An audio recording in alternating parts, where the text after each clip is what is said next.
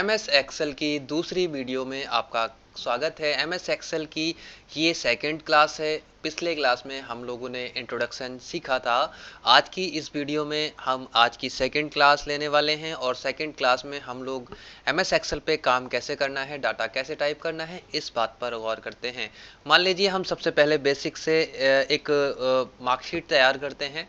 तो यहाँ पर हम सबसे पहले कॉलम 1 पे हम लेते हैं नेम ऑफ स्टूडेंट। ओके, तो इस तरीके का डाटा जो आपको 1 बाई 1 में आपको सिखा रहा हूँ।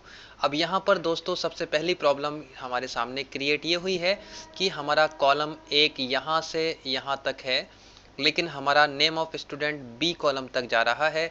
अगर हम नाम लिखते हैं यहाँ पर, मान लीजिए सचिन तेंदुलकर। ओके, तो देखिएगा दोस्तों यहाँ पर भी ये नाम हमारे दूसरे कॉलम तक जा रहा है। तो कायदा ये कहता है कि ए कॉलम हमारा पूरा नेम का रहना चाहिए। तो इसके लिए आप अब क्या करेंगे, ये चीज़ हमारी वही बात हो गई कि छोटी चादर है, पैर इसके बड़े हैं, तो इस चादर को बड़ा कर लीजिए। यहाँ पर ए और बी कॉलम को सिलेक्ट कीजिए और डबल क्लिक कर दीजिए इन दोनों के बीच में, तो आप देखेंगे ये आपका पूरा ऑटो फिट हो जाएगा। एक मेथड ये है। दूसरा मेथड ये है कि इस कॉलम पर आप रखें और माउस के लेफ्ट बटन को ड्रैग करते हुए इस साइड में जहां तक है वहां तक ले जाएं, तो कॉलम बी राइट साइड में चला जाएगा, ए कॉलम बड़ा हो जाएगा। बाकी आप इस पर डबल क्लिक करके भी ऑटो फिट कर सकते थे। तो ये तरीका है हमारा। नेक्स्ट में हमें डालना है 6 सब्जेक्ट। तो हम यहाँ से हिंदी से शुरू करते हैं। Hindi, English, math, science, Urdu, drawing. दोस्तों देखिएगा यहाँ कितने सब्जेक्ट हो चुके हैं हमारे पास, 1 2 3 4 5 6। 1 2 3 6 सब्जेक्ट हो चुके हैं ऑलरेडी। उसके बाद हमें टोटल का यहाँ पर हेडिंग देना होगा। ये रहा हमारा डाटा टाइप करने का मेथड। यहाँ हम अब क्या करेंगे, इनके मार्क करेंगे। तो कीबोर्ड से आप इनकी मार्किंग करते चले जाइए और यहाँ एरो की दिया गया है लेफ्ट, कीबोर्ड में left right up down. Right हमने एरो की प्रेस किया और यहाँ पर अब हमने मार्किंग शुरू कर दी है। तो आप समझ गए हैं कि मार्किंग किस तरीके से करना है। ओके, तो यहाँ पर इस तरीके से सेकंड बच्चा और इस तरीके से पूरा रिजल्ट तैयार करते चले जाएंगे। तो यहाँ हम कुछ नाम लिख लेते हैं।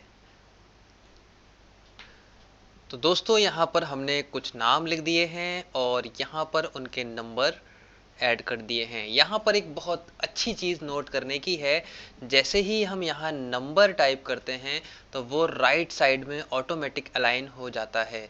जैसे मान लीजिए एक नया नाम लिखते हैं यहाँ पर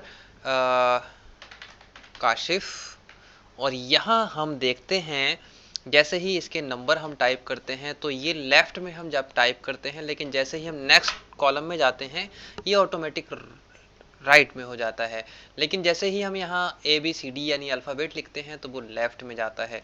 ये एक बहुत अच्छी पहचान है नंबर टाइप करने की, और इनकी पहचान करना है कि कैसे हम इनमें काम करते हैं। तो देखिएगा दोस्तों, बहुत आसानी के साथ हमने इन पे लेफ्ट साइड में हमारे अल्फ़ाबेट्स रहेंगे और राइट साइड में यहाँ पर जितने भी नंबर हैं देखिए सब राइट साइड में हैं। हालांकि ऐसा नहीं है कि आप इनको चेंज नहीं कर सकते, क्योंकि ये इंट्रोडक्शन क्लास है, हम इसमें सीखेंगे अभी ये सभी कुछ।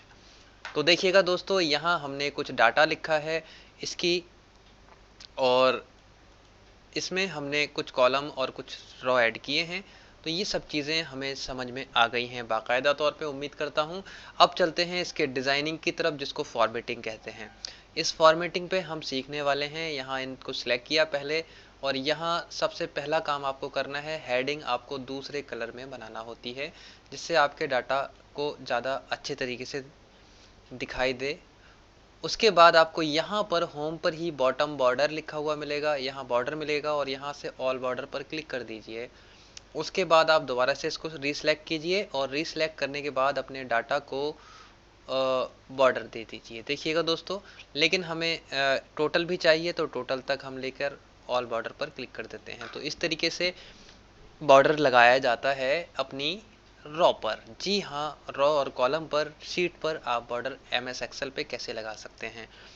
हमने ये भी जानते हैं कि जो हेडिंग्स होती हैं वो बोल्ड होती हैं, तो यहाँ से बोल्ड कर सकते हैं या फिर कंट्रोल B दबाकर भी कर सकते हैं। ये देखिएगा दोस्तों, हम एक चीज़ और समझ लेते हैं कि कॉलम्स पे जो हेडिंग्स रहती हैं वो बीच सेंटर में रहती हैं। तो ये आपकी मर्जी है, लेकिन मैं चाहता हूँ कि मेरे सभी हेडिंग सेंटर में रहें, तो ये सेंटर में रहे। ओके, तो ये था हमारा बेसिक मेथड। कंट्रोल F2 से प्रिंट प्रीव्यू किया जाता है और देखा जाता है कि हमारी जो शीट प्रिंट होने वाली है वो किस डिज़ाइन में आने वाली है। ओके, देखिएगा कुछ इस तरीके की प्रिंट होगी। अगर इस तरीके का डाटा आप प्रिंट करना चाहते हैं तो MS एक्सेल का बेझिझक होकर यूज़ कीजिए और काम कर सकते हैं। दोस्तों चलिएगा अब काम करते हैं इसके बेसिक चीज़, जो हमने कॉलम पर बॉर्डर लगाना सीखा और रॉ पर बॉर्डर लगाना सीखा, बाकी हेडिंग बनाना सीखी है। बाकी इन चीज़ों के साथ और क्या कर सकते हैं। अब देखिए, बेसिक क्लास में हम लोगों ने इतना सीख लिया है, डाटा टाइप कैसे करते हैं, डाटा के साथ कम या ज़्यादा कैसे कर सकते हैं, ये सब चीज़ सीख ही ली हैं। नेक्स्ट वीडियो में हम लोग अब इस मार्कशीट को अगले बढ़ाते हुए टोटल करना सीखेंगे, जोड़ने के सभी तरीके सीखने वाले हैं। तो जब तक अब दीजिए इजाज़त, नेक्स्ट वीडियो में मिलिएगा दोबारा से।